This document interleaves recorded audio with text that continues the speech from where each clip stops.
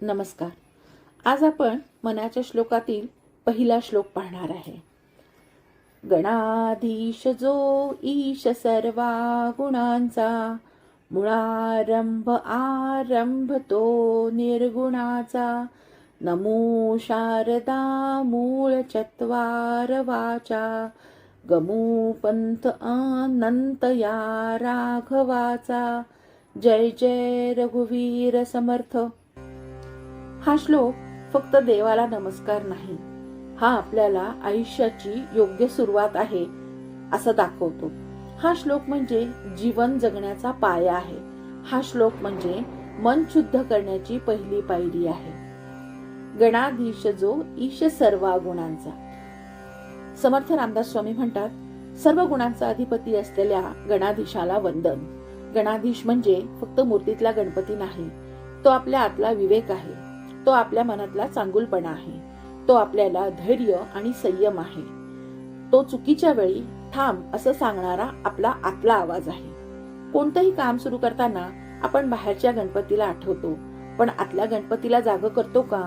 आपण नवीन वर्ष सुरू करतो, नवीन प्रोजेक्ट सुरू करतो, नवीन स्वप्न सुरू करतो, पण सुरुवात करण्याआधी स्वतःला विचारतो का, मी हे योग्य भावनेतून करतोय ना?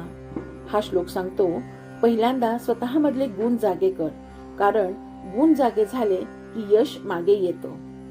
मुळारंभ आरंभ तो निर्गुणाचा. आपण देवाला रूपात पाहतो, पण देव फक्त रूपातच नाही, तो श्वासात आहे, तो शांततेत आहे, तो आपल्या अंतःकरणात आहे, तो त्या क्षणात आहे जेव्हा आपण एकटे असतो आणि आपल्या मनाशी संवाद करत असतो. जसं वीज दिसत नाही पण तिच्यामुळे दिवा पेटतो, तसं देव दिसत नाही पण त्याच्यामुळे जीवन उजळतं. आपण कधी कधी म्हणतो, देव कुठे आहे? समर्थ उत्तर देतात, जिथे सत्य आहे, जिथे प्रेम आहे, जिथे निस्वार्थपणा आहे, तिथे देव आहे. तोच भगवंताचा अवतार आहे. देव बाहेर शोधू नका, आत अनुभवायला शिका असं समर्थ आपल्याला सांगतात. कारण जो आत सापडतो तो कधीच हरवत नाही. नमो शारदा मूळ चत्वार वाचा. आपण दिवसभर बोलत असतो, पण कधी विचार केलाय का, शब्दांची ताकद किती असते? एक शब्द नातं जोडतो, एक शब्द नातं तोडूही शकतो, एक शब्द माणसाला उभं करू शकतो आणि एक शब्द त्याला आयुष्यभरासाठी दुखवू शकतो. शारदा म्हणजे ज्ञान. समर्थ म्हणतात, माझे शब्द शुद्ध असू दे, कारण शब्द आधी मनात जन्म घेतात. मन शुद्ध असेल तर शब्द गोड असतात, मन दूषित असेल तर शब्द कटू होतात. आजच्या काळात सोशल मीडियावर, घरात, ऑफिसमध्ये आपण शब्दांनी कितीतरी जखमा करतो आणि नंतर म्हणतो, माझा तसा अर्थ नव्हता.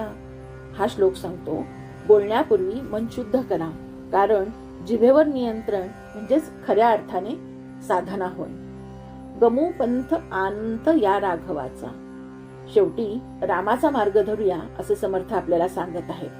राम म्हणजे केवळ देव नाही, राम म्हणजे कर्तव्य, राम म्हणजे संयम, राम म्हणजे आदर्श आणि राम म्हणजे परिस्थिती कितीही कठीण असली तरी योग्य ते करणं. आजच्या काळात शॉर्टकट खूप आहेत. प्रामाणिकपेक्षा हुशारीने जास्त कार्य केलं जातं आणि त्यालाच महत्व दिलं जातं. पण रामाचा मार्ग सरळ आहे आणि योग्य आहे. कदाचित तो कठीणही आहे, पण तोच मार्ग मनशांतीकडे नेणार आहे. समर्थ आपल्याला सांगतात, सोपं नको, योग्य निवड कर, कारण योग्य मार्ग शेवटी अनंत आनंदाकडे घेऊन जातो. हा श्लोक म्हणजे आपल्या आयुष्यातील 4 पायऱ्या आहेत.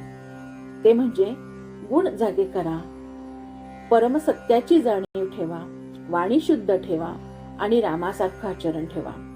जर आपण रोज हा श्लोक म्हणालो तर ह्याचा अर्थ मनात उतरल्याशिवाय राहणार नाही आणि आपलं आयुष्य बदलायलाही वेळ लागणार नाही. हा श्लोक म्हणजे प्रार्थना नाही, हा स्वतःला घडवण्याचा संकल्प आहे. हा श्लोक म्हणजे बाहेरचा देव नव्हे, तर आतल्या देवाला जाग करण्याचा प्रयत्न आहे. जय जय रघुवीर समर्थ.